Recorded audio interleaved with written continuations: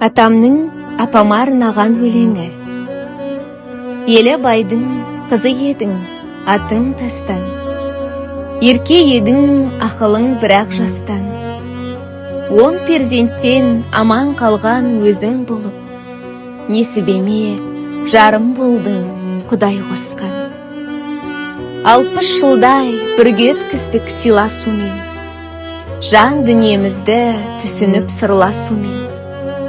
Рет-ретімен бәрін жайғап өз орнына етіп қалдың келместің кемесімен.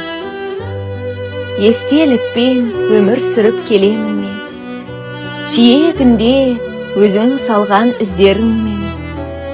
Сенсіз өмір ауыр болып көрінсе де, бақытыңмен өміріме күш беремін. Амал нешік, шүкір деймін осы күнге. Ризамын 60 жыл болған серігіме.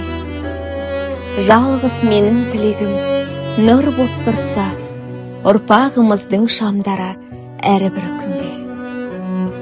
Естеліктер алдында жас күндерім, өмір ұзақ көрінген бал күндерім. Бас қағымшақ өтіп шықтау өмір деген, ол кезде қамшының сабындай боп көрінбеген. Толар едің бүгінде 80-ге сен, келер еді жақындар қуанышпен. Қолдан келер еске алумен құран ғана, еске алайық естелікті өткен күнмен. Төзе білдің менің ыстық суығыма, кедергі келтірмедің жолдарыма. Әруағың риза болсын шын ниетпен, ризамын сені қосқан тағдырыма.